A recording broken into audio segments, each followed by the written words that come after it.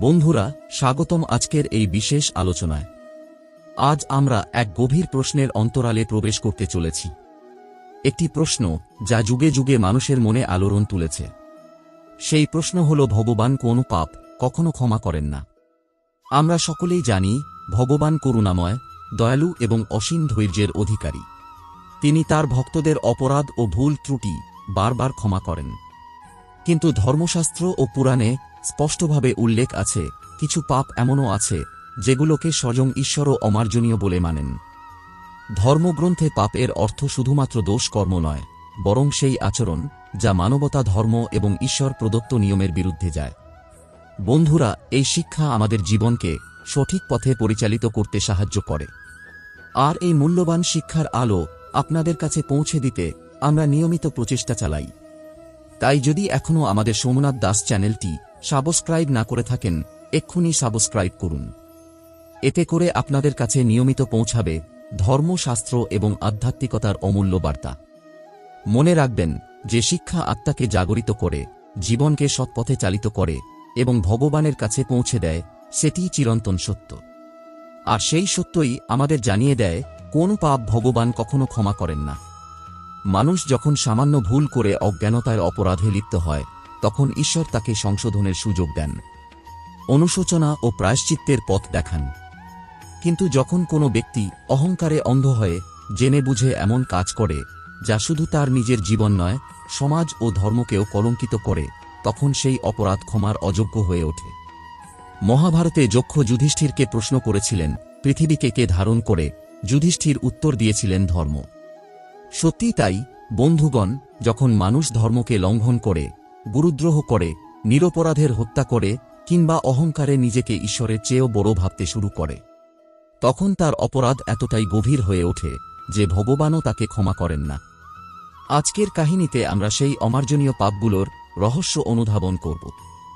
দেখব কিভাবে রাবণ অহংকারের বশে নিজের সর্বনাশ ডেকে এনেছিল, কিভাবে হিরণ্যকশিপু ভগবানকে চ্যালেঞ্জ জানিয়ে নিজের বিনাশ ঘটিয়েছিল, কিভাবে কংস নিষ্পাপ শিশুদের হত্যা করে মৃত্যুকে আহ্বান জানিয়েছিল এবং কিভাবে ধর্মত্যাগী বহু রাজবংশ ধ্বংসপ্রাপ্ত হয়েছিল। বন্ধুগণ, এই কাহিনী শুধু পুরাণ কথার স্মরণ নয়, এটি আমাদের প্রত্যেকের জীবনেরও আয়না।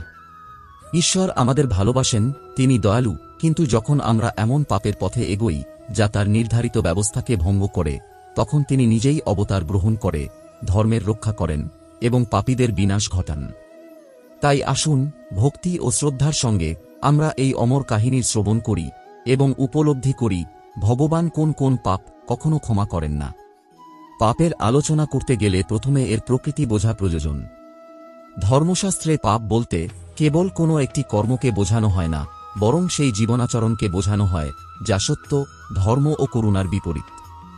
মনুস্মৃতিতে বলা হয়েছে, অহিংসা, সত্য, চুরি না করা, পবিত্রতা ও ইন্দ্রিয় সংযমী ধর্মের মূল বৈশিষ্ট্য। যখন মানুষ এই নীতিগুলো ভঙ্গ করে, তখনই পাপের জন্ম হয়। পুরাণে পাপের তিনটি প্রধান রূপ উল্লেখিত আছে।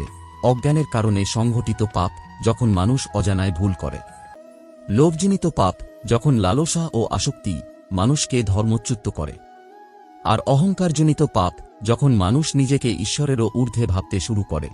অজ্ঞানের পাপ অনুতাপ ও প্রায়শ্চিত্তের মাধ্যমে মোচন হয়, লোভের পাপও ভক্তি সাধনা ও তপস্যার দ্বারা ক্ষমা লাভ করতে পারে। কিন্তু বন্ধুগণ, যখন প্রসঙ্গ আসে অহংকারজনিত পাপের, তখন পরিস্থিতি ভয়াবহ হয়ে ওঠে। রামায়ণে রাবণের উদাহরণই দেখুন।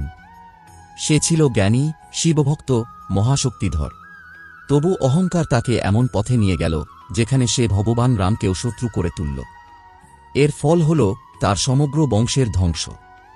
একইভাবে মহাভারতের দুঃশাসন ও দুর্যোধন অহংকার আর লোভে অন্ধ হয়ে পাণ্ডবদের সঙ্গে বিশ্বাসঘাতকতা করল, প্রতারণায় তাদের রাজ্য হরণ করল, আর সেই অপরাধী শেষমেশ কুরুক্ষেত্রের মহাযুদ্ধে সর্বনাশ ডেকে আনল। ধর্ম স্পষ্ট ঘোষণা করে যে ঈশ্বর দয়ালু। তিনি অজ্ঞানতার কারণে সংগঠিত অপরাধকে ক্ষমা করেন। কিন্তু যখন পাপ এমন মাত্রায় পৌঁছে যায় যেখানে তা ধর্মের শিকড় নাড়িয়ে দেয়, নিরপরাধের যন্ত্রণা দেয় এবং সমাজকে অন্যায়ের পথে ঠেলে দেয়, তখন সেই পাপ অমার্জনীয় হয়ে ওঠে। এই কারণেই সন্ত মহাত্মারা বারবার সতর্ক করে দেন, ছোটখাটো ভুল নিয়ে ভয় পেও না। কিন্তু মহাপাপ থেকে সাবধান হও, কারণ ঈশ্বর সাধারণ ভুলকে ক্ষমা করেন, কিন্তু দ্রোহ আর অন্যায়কে কখনো নয়। বন্ধুরা, তাই আজ আমরা সেই প্রথম অমার্জনীয় পাপের আলোচনা করব, যেটিকে ধর্মগ্রন্থের সবচেয়ে ভয়ঙ্কর বলে বর্ণনা করা হয়েছে। আর সেটি হল অহংকার এবং ঈশ্বরদ্রোহ। অহংকার মানুষের সবচেয়ে বড় শত্রু। যখন মানুষের অন্তরে অহংকার জন্ম নেয়, তখন সে নিজেকেই সর্বশ্রেষ্ঠ ভাবতে শুরু করে। ধীরে ধীরে সে ঈশ্বরের অস্তিত্বকে অস্বীকার করে, আর এই মনোভাবই তাকে নিশ্চিত পতনের পথে ঠেলে দেয়। রামায়ণের রাবণ এই সত্যের উজ্জ্বল দৃষ্টান্ত। রাবণ ছিল তপস্বী, ছিল বিদ্বান, ছিল মহাদেবের ভক্ত, কিন্তু তার ভিতরের অহংকার এত প্রবল হয়ে উঠেছিল যে সে ভগবান রামের মতো মর্যাদা পুরুষোত্তমকেও সাধারণ মানুষ ভেবে বসেছিল। সে মনে করত, আমি ত্রিলোকের অধিপতি, আমাকে কেউ পরাজিত করতে পারবে না। কিন্তু সেই অহংকারই তার বিনাশের কারণ হল। তার 10টি মাথা ছিল তার 10টি দোষের প্রতীক, আর শেষ পর্যন্ত সে ভগবানের বাণে সে ধ্বংসপ্রাপ্ত হল। একইভাবে স্মরণ করুন অসুর রাজ হিরণ্যকশিপুর কাহিনী। সে অহংকারে এতটাই ডুবে গিয়েছিল যে নিজেকেই ঈশ্বর বলে ঘোষণা করেছিল। সে আদেশ দিয়েছিল তার ছাড়া কেউ যেন ভগবান বিষ্ণুর নাম উচ্চারণ না করে। কিন্তু তার নিজেরই পুত্র প্রহ্লাদ ভগবানের ভক্তিতে অটল রইল। হিরণ্যকশিপু ক্রোধান্ত হয়ে তাকে অসংখ্য যন্ত্রণা দিল, তাকে হত্যার চেষ্টাও করল, কিন্তু প্রহ্লাদের ভক্তি তাকে রক্ষা করল। অবশেষে ভগবান নৃসিংহ অবতারে প্রকাশিত হয়ে সেই অহংকারীর অন্ত ঘটালেন।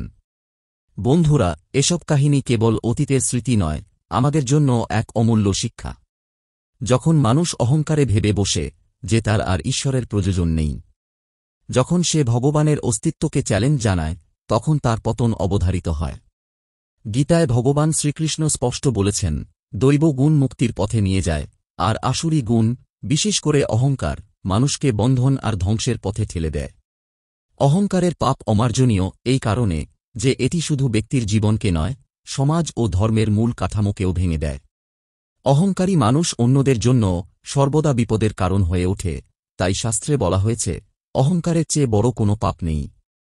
এবার আমরা দ্বিতীয় অমার্জনীয় পাপের আলোচনা করব, আর সেটি হল গুরুদ্রোহ ও শরণাগতকে অপমান।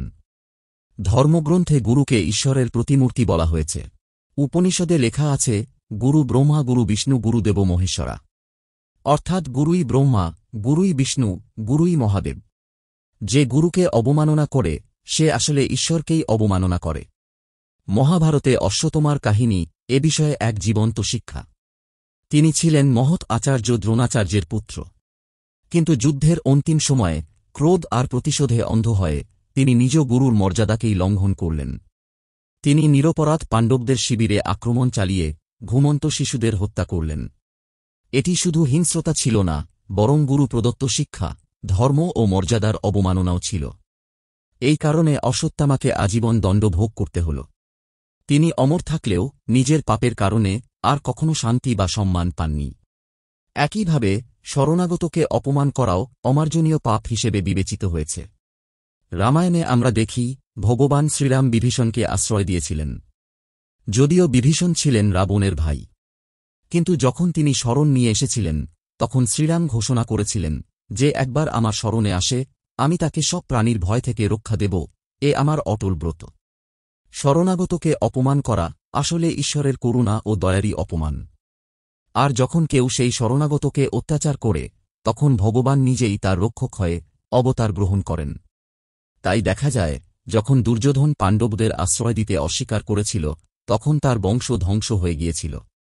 এই কারণেই ধর্ম বলে, গুরুকে অসম্মান করা এবং শরণাগতকে অপমান করা এমন ভয়ঙ্কর পাপ যেগুলো ভগবান কখনো ক্ষমা করেন না। গুরু সেই প্রদীপ যিনি অন্ধকারে আমাদের সত্যের পথে পরিচালিত করেন, আর শরণাগত সেই আত্মা যে ঈশ্বরের প্রতি পূর্ণ বিশ্বাস স্থাপন করেছে। যে তাদের প্রতি দ্রোহ করে সে আসলে ভগবানকেই অস্বীকার করে। এবার আমরা তৃতীয় অমার্জনীয় পাপের দিকে আসব, আর সেটি হল নিরপরাধ প্রাণহত্যা। ধর্মশাস্ত্রে স্পষ্ট বলা হয়েছে, প্রাণীর সুরক্ষা সবচেয়ে বড় ধর্ম। মনুস্মৃতি ও মহাভারত উভয়ই বলেছে, হিংসা শুধু তখনই ধর্ম যখন তা রক্ষা বা ন্যায়ের জন্য করা হয়। কিন্তু যখন মানুষ বা কোনো রাজা নিজের স্বার্থ বা ভয়ে নিরপরাধ প্রাণীদের হত্যা করে, তখন সেই অপরাধ অমার্জনীয় হয়ে ওঠে। রামায়ণে কংসের উদাহরণ আমাদের সামনে এই সত্য তুলে ধরে। কংস যখন শুনল যে তার মৃত্যুর কারণ হবে তার বোন দেবকীর গর্ভজাত সন্তান, তখন সে নির্দোষ শিশুদের হত্যা করতে শুরু করল। নিরপরাধ শিশুদের হত্যা করার চেয়ে বড় পাপ আর কি হতে পারে? এই কারণেই ভগবান শ্রীকৃষ্ণ স্বয়ং অবতার নিয়ে কংসের বিনাশ করেছিলেন। মহাভারতেও একই শিক্ষা আমরা পাই। অশ্বত্থামা ক্রোধে অন্ধ হয়ে পাণ্ডবদের শিবিরে আক্রমণ চালিয়ে ঘুমন্ত শিশুদের হত্যা করেছিল। এই পাপ এত ভয়াবহ ছিল যে ভগবান তাকে অমরত্ব দিলেও তার আত্মা কখনো শান্তি পায়নি। আজও সে তার পাপের প্রায়শ্চিত্ত করতে করতে এই ধরিত্রীতে ভ্রাম্যমাণ। বন্ধুরা, এখান থেকে আমরা উপলব্ধি করি ঈশ্বর দয়ালু, তিনি পাপ ক্ষমা করেন, কিন্তু নিরপরাধ হত্যা তিনি কখনো ক্ষমা করেন না।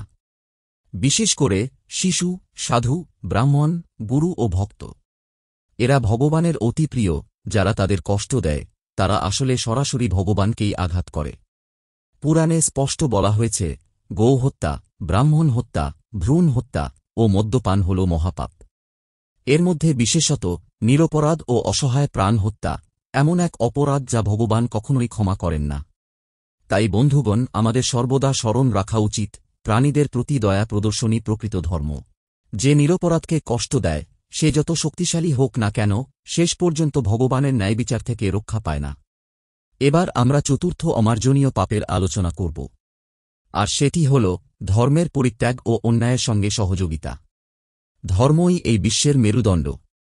যতদিন ধর্ম জীবিত থাকে ততদিন সমাজের শান্তি ও সামঞ্জস্য বজায় থাকে।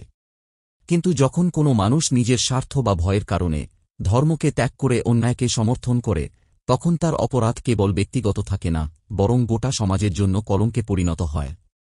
এই কারণেই ধর্মত্যাগকে অক্ষম্য কাম বলা হয়েছে। মহাভারতের উদাহরণ নিন, দুর্যোধন নিজেই ছিল অধর্মে নিমগ্ন, কিন্তু তার থেকেও বড় অপরাধ করেছিলেন তারা, যারা জেনেও অন্যায়ের পক্ষে দাঁড়িয়েছিলেন। ভীষ্ম, দ্রোণ ও কর্ণের মতো মহাবীররাও জানতেন দুর্যোধন অন্যায়ের পথে হাঁটছে, তবুও তারা ধর্মের পরিবর্তে তার সঙ্গে যুদ্ধ করলেন।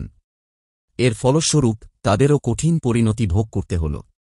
কর্ণ, যিনি দানবীর ও মহাশক্তিশালী যোদ্ধা ছিলেন, তিনি পর্যন্ত ইতিহাসে কলঙ্কিত হলেন কেবলমাত্র ধর্মকে ত্যাগ করার কারণে।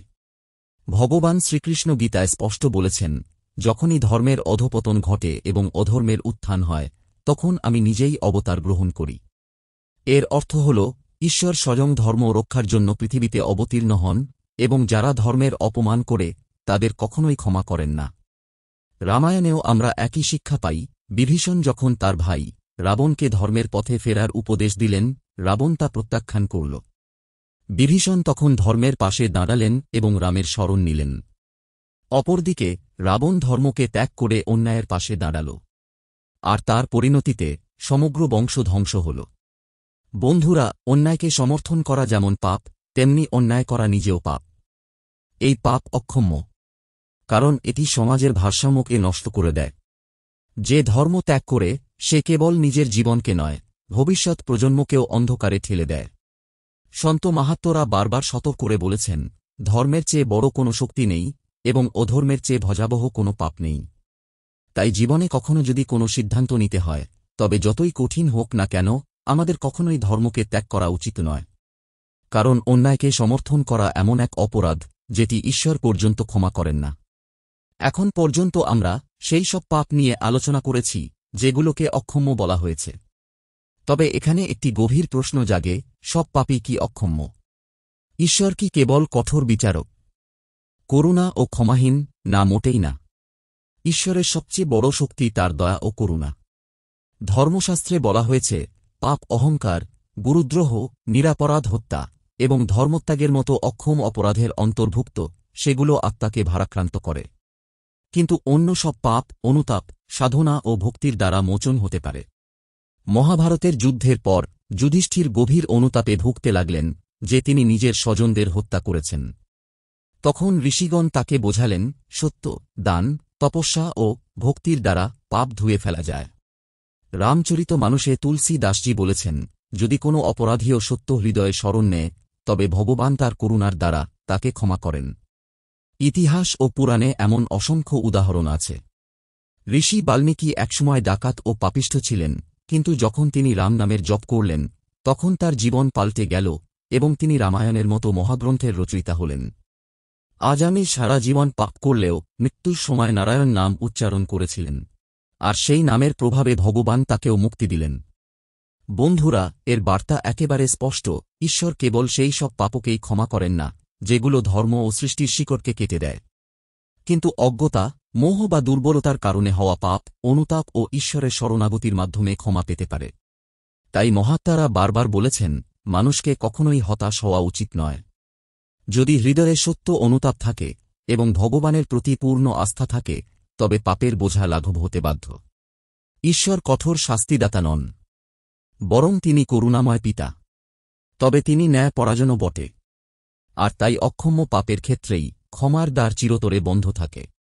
এখন পর্যন্ত আমরা দেখলাম, ধর্মগ্রন্থে যেসব পাপকে অক্ষম্য বলা হয়েছে সেগুলো হল অহংকার ও ঈশ্বরদ্রোহ, গুরুজনের অবমাননা ও শরণাগতকে অপমান, নিরপরাধ, প্রাণহত্যা এবং ধর্ম ত্যাগ করে অন্যায়ের পক্ষে দাঁড়ানো। এইসব পাপ কেবল ব্যক্তিগত নয়, সমাজ ও ধর্মের মূলে আঘাত হানে। তাই ভগবান নিজেও এদের ক্ষমা করেন না। রামায়ণ, মহাভারত ও পুরাণ আমাদের এই শিক্ষা দেয়। যখন মানুষ অহংকারে অন্ধ হয়ে নিরাপরাধের উপর অত্যাচার চালায় এবং ধর্মকে ত্যাগ করে, তখন তার পতন অবশ্যম্ভাবী। আর যে মানুষ ভক্তি ও শ্রদ্ধার সঙ্গে ভগবানের শরণ নেয়, সে সমস্ত সংকট অতিক্রম করতে সক্ষম হয়। তাই হে ভক্তগণ, সর্বদা মনে রেখো, ধর্মই জীবনের ভিত্তি এবং অধর্মই বিনাশের মূল কারণ। যদি আমরা ধর্মের পথে চলি, গুরুজনকে সম্মান করি, শরণাগতকে রক্ষা করি, নিরাপরাধকে সুরক্ষা দিই এবং অহংকার থেকে দূরে থাকি, তবে ভগবানের করুণা সর্বদা আমাদের উপর বিরাজ করবে।